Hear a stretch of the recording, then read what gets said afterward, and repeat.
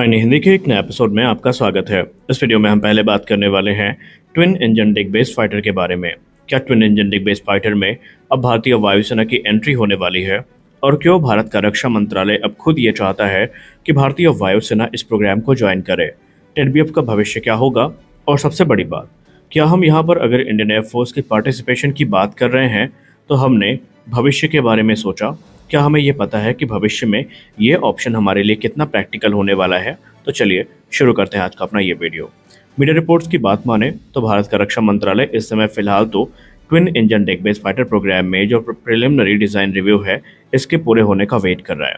और ये एयरक्राफ्ट जो कि एरोनॉटिकल डेवलपमेंट एजेंसी की तरफ से विकसित किया जा रहा है, इस प्रोग्राम को ऑलरेडी भारतीय नौसेना का पूर्ण समर्थन प्राप्त है। भारतीय नौसेना खुद इस प्रोग्राम को लेकर काफ़ी गंभीर है और चाहती है कि जल्द से जल्द ये प्रोग्राम पूरा हो। लेकिन अब यहाँ पर आपको ये भी पता है कि इस प्रोग्राम में जो फाइनेंशियल और ऑपरेशनल चैलेंजेस हैं ये काफ़ी ज़्यादा होने वाले हैं और शायद यही वो समस्याएं हैं जो भारत के रक्षा मंत्रालय को एक ब्रॉडर पार्टिसिपेशन को एक्सप्लोर करने के लिए मजबूर कर रही हैं। पर्टिकुलरली यहाँ पर बात हो रही है इंडियन एयरफोर्स की। यहाँ पर प्रयास किया जा रहा है कि भारतीय वायुसेना को इस प्रोग्राम का हिस्सा बनाया जाए ताकि इस प्रोग्राम की जो लॉन्ग टर्म वायबिलिटी है इसको इंश्योर किया जा सके।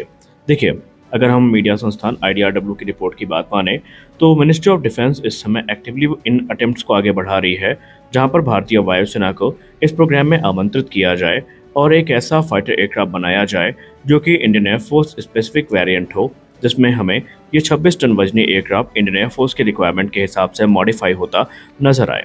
हालांकि जो डिज़ाइन कॉमनैलिटी है वो तो शेयर करी जाएगी, लेकिन कैपेबिलिटी नेवल वेरिएंट के तुलना में थोड़ी अलग होंगी क्योंकि इस एयरक्राफ्ट को लैंड बेस्ड ऑपरेशन के लिए ऑप्टिमाइज किया जाएगा। तो जाहिर सी बात है इसमें जो वेट रिडक्शन मेजर्स हैं वो यूज़ किए जाएंगे। यहीं पर इसके जो कॉम्प्लेक्सिटी है उसको भी रिड्यूस किया जाएगा और काफ़ी हद तक आप इसको देसी राफेल कह सकते हैं, या टेक्नोलॉजी वाइज तो ये राफेल से कहीं एडवांस होगा, लेकिन डिज़ाइन वाइज आपको राफेल के साथ ये कहीं ना कहीं मिलता जुलता नजर आएगा। ट्विन इंजन डिग बेस्ड फाइटर बनने का उद्देश्य यही है कि भारतीय नौसेना की ज़रूरतों को पहले पूरा किया जाए, क्योंकि भारतीय नौसेना इस समय MiG-29K को ऑपरेट तो कर रही है, लेकिन इसके साथ जो समस्याएं हैं उनसे भी लगातार भारतीय नौसेना जूझ रही है। और वो यही चाहते हैं कि भविष्य में एक ऐसा एयरक्राफ्ट हमें मिले जो स्वदेशी हो, जिसमें हमारे पास पूरी स्वतंत्रता हो और हम अपने ज़रूरत के हिसाब से उसको कस्टमाइज़ कर सकें। हालांकि ये प्रोग्राम भी बहुत अच्छे से नहीं चल रहा है, क्योंकि आपको पता है कि भारत में ब्यूरोक्रेसी काफ़ी ज़्यादा इस समय प्रोग्राम्स को प्रभावित करती रही है और इन्हीं की वजह से अच्छे खासे प्रोग्राम हमें डिले में जाते दिखाई पड़े और ये प्रोग्राम भी इससे अछूता नहीं है। ब्यूरोक्रेटिक हर्डल्स के चलते अभी भी ये जो एयरक्राफ्ट है ये बेसिकली 13,000 से लेकर 14,000 करोड़ रुपए की जो डेवलपमेंट कॉस्ट है इसकी डिमांड करता है। और अगर ये चीज़ें हो जाती हैं तो फिर भारतीय नौसेना ने तो क्लियर कर दिया है कि वो 140 के आसपास ट्विन इंजन डिग बेस्ड फाइटर को खरीदेंगे, इसमें कोई संदेह नहीं है। हालांकि जो बजटरी प्रेशर है ये इस बात का संदेह भी प्रकट करता है कि हो सकता है कि भारतीय नौसेना इन नंबर्स को 80 तक कम कर ले। लेकिन ये जो प्रोक्योरमेंट में सिग्निफिकेंट रिडक्शन देखने को मिलेगा, फिर ये प्रोग्राम की जो फाइनेंशियल वायबिलिटी है इसको बहुत ज़्यादा प्रभावित करेगा। और जो डिफेंस प्लानर हैं वो इसी चीज़ को लेकर कंसर्न है कि लिमिटेड ऑर्डर के चलते ये जो हाई डेवलपमेंट और प्रोडक्शन कॉस्ट है इसको जस्टिफाई वो कैसे करेंगे। तो जाहिर सी बात है कि एयरक्राफ्ट के लिए हमें जो अलग पार्टिसिपेशन है इसकी ज़रूरत पड़ेगी और इसीलिए मिनिस्ट्री ऑफ डिफेंस इस समय जॉइंट सर्विसेज मॉडल को लेकर पुश कर रही है, जहां पर भारतीय नौसेना और भारतीय वायुसेना को ट्विन इंजन डिग बेस्ड फाइटर के जो अलग अलग वेरिएंट हैं इनको प्रोक्योर करने के लिए आमंत्रित किया जा रहा है। अब इससे ना सिर्फ इकोनॉमी जो स्केल पे होगी वो इम्प्रूव होगी, बल्कि जो पर यूनिट कॉस्ट होगी फाइटर एयरक्राफ्ट की वो भी कम होगी और ये एक फाइनेंशियल फीजिबल प्रोग्राम भी बन जाएगा, यानी फाइनेंशियली फीजिबल प्रोग्राम हमारे लिए बन सकता है। अब जो लाइटर एयरफोर्स वेरिएंट होने वाला है ट्विन इंजन डिग बेस्ड फाइटर का, वो एक 4.5 प्लस जनरेशन एयरक्राफ्ट होगा जो कि सेम वेट क्लास का होगा जिसमें हमें राफेल देखने को मिलते हैं। ये एयरक्राफ्ट इनहैंस परफॉर्मेंस को ऑफर करेगा, एक बेहतर पेलोड कैपेसिटी को ऑफर करेगा, सर्वाइबिलिटी को इम्प्रूव करेगा सिंगल इंजन फाइटर्स की तुलना में, जैसे कि हमें तेजस मार्क 2 और मार्क 1 देखने को मिलने वाले हैं। और ये मार्क 2 और एमका के बीच में जो गैप है उसको फिल करने का भी काम करेगा।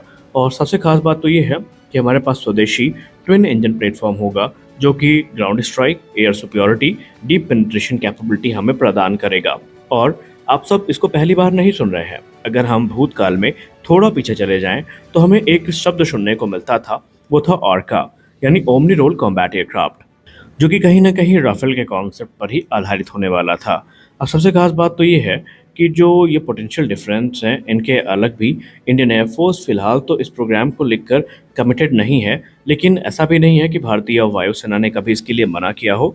एक समय था जब भारतीय वायुसेना के एक्टिव पार्टिसिपेशन की चर्चाएँ जो मीडिया सोर्सेज़ हैं, उसमें होती थी। खैर, सोर्सेज़ ये सजेस्ट करते हैं कि इंडियन एयर फोर्स फ़िलहाल तो अपने 5th जनरेशन एयरक्राफ्ट यानी AMCA और तेजस मार्क 2 प्रोग्राम पर पूरी तरीके से अपना ध्यान केंद्रित कर चुकी हैं, जो कि सिमिलर वेट कैटेगरी में होने वाले हैं और नेक्स्ट जनरेशन स्टेल्थ फीचर को भी AMCA ऑफर करेगा, सेंसर फ्यूजन को ऑफर करेगा, सुपर क्रूज कैपेबिलिटी को ऑफर करेगा और ये तीनों कैपेबिलिटी शायद हमें टेडबीएफ में देखने को ना मिले। इसलिए फिलहाल भारतीय वायुसेना इसको कंसीडर करेगी या नहीं करेगी अब भविष्य में, इसके बारे में हम टिप्पणी नहीं कर सकते।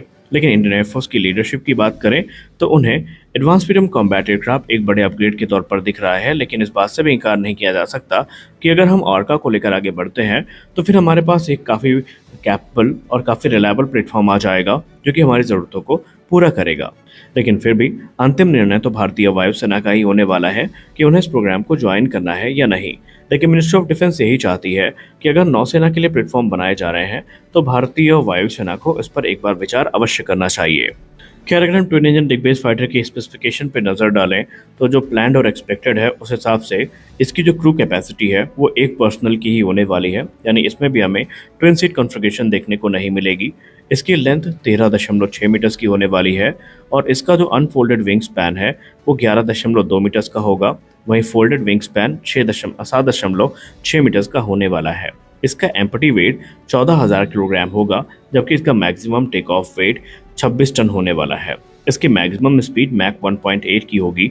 वहीं इसकी कॉम्बैट रेंज 800 से लेकर 900 किलोमीटर की होने वाली है। इसकी सर्विस सीलिंग 18,000 मीटर की हमें देखने को मिलने वाली है।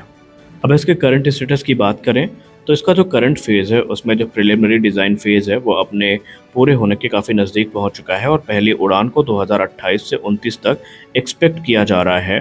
हालांकि इसमें हमें डिले देखने को ऑलरेडी मिल चुकी है। इंडक्शन की बात करें तो 2035 के बाद ही ये एयरक्राफ्ट भारतीय नौसेना को ज्वाइन करते नज़र आते हैं।